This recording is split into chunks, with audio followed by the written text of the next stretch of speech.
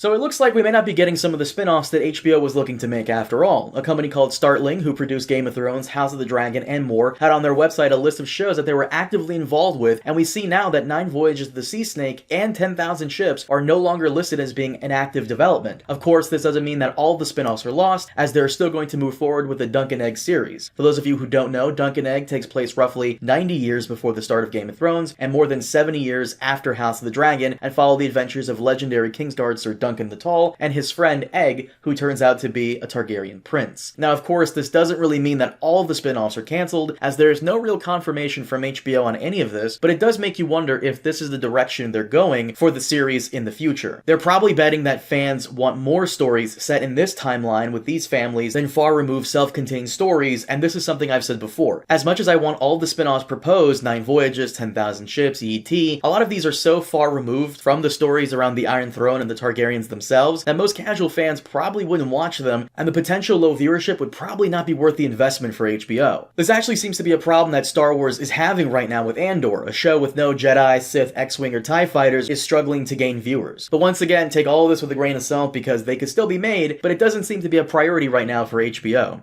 What do you guys think?